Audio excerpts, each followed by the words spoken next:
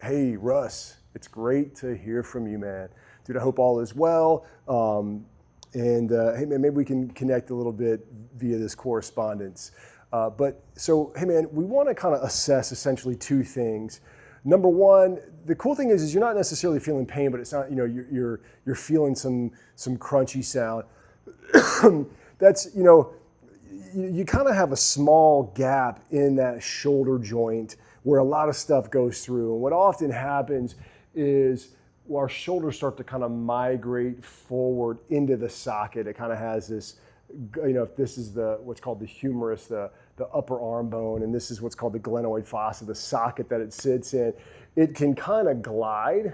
And what often tends to happen, especially if you work out, especially if you're really active, it can start kind of pulling and gliding forward. So there also can be some stuff that happens, man, where we're not symmetrical, and we're less symmetrical on the inside than we are on the outside. Meaning, you have there's 3 lobes on your right side of your lungs, 2 lobes on the left. The liver sits on got your right side. I think the heart's on the left. So there's these asymmetries in the body, and that can have an effect on your rib and pelvis placement. In this case, kind of we're addressing your rib placement, and which has an effect on how your shoulder blade sits on that rib cage. And that, in turn, has an effect on how that humerus or upper arm bone kind of sits in that socket. So the assessments that I want to have you send me are to basically help determine what's possibly going on there. And there's some patterns and stuff that we often see, especially it being your right side. So, dude, the first thing I want to have you do, and maybe you can have Jennifer do this or one of your kids do this, or you can just kind of set it up like I'm doing here with just like a tripod, is you're going to go against the wall, and we're not going to make this too complicated, but you're going to go against the wall. I just painted this too, man. I'm hoping it doesn't stick to my back of my shirt. And you're going to walk forward about a pace or so. We're just going to slide down the wall a little bit, slight bend in your ankles, knees, and hips. Put a little tuck in the tailbone. So basically, your tailbone, the back of your, in between your shoulder blades, and the back of the head are touching the wall. So you got these 3 points of contact. Then from there, you're gonna raise your arms straight up overhead. With straight elbows, you're gonna do that 3 times, and then hold that last one. And so what I want you to do is I want you to film you from the side, and then I want you to see if you can do the same thing from the front. And we're just gonna assess and see, this is not a great angle, but I'm kind of rushing through this just a little bit. Same thing, so notice my arms are gonna stay straight. I wanna see, number one, just how much overhead range of motion you have, right? We call shoulder flexion. We just wanna take a look at that. The next thing we wanna look at is you're gonna do this from behind, and hopefully you can see this okay with me. You're gonna do this, man. You can make a fist, tuck your thumb in your fist, and you're gonna reach one hand, oh, my triceps are so tight. You're gonna reach one hand over the other, see where that falls, and then do the opposite. And I want you to pause and hold for a moment, and I want you to do that 3 times. And pause in each position for a couple of beats, because what I'm looking at is, I'm looking at a few things.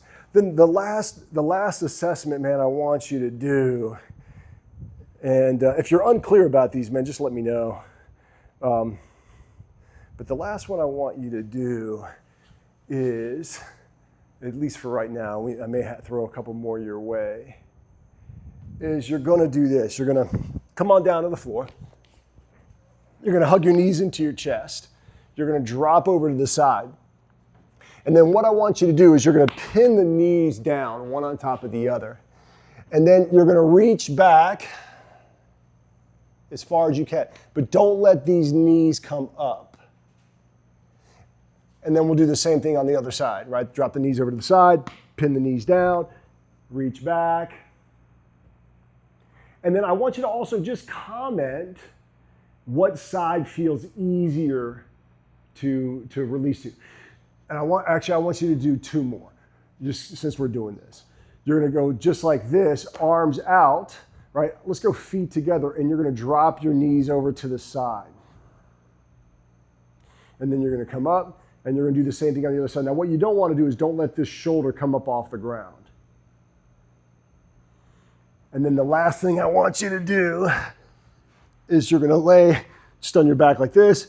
You're gonna lift your legs straight up in the air, lower down, lift the opposite straight up in the air, lower down. And hey man, just do that 3 times, right? Just a little, and put a little pause at the top, really a little bit more, like about like that, right? And then, hey man, then I want you to comment on what if one side feels tighter or the other. And that's with that one, that little single leg lift is called. The rotation, the twist, same thing. Just comment on what you're experiencing as well, like what side feels tighter. Yeah,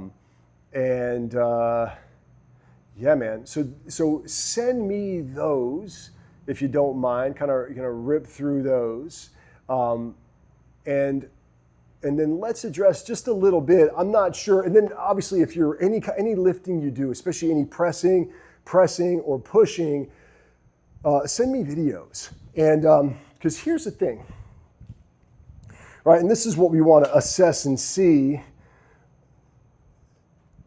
A lot of times, and we're just going to kind of cruise through this so this video is not too long.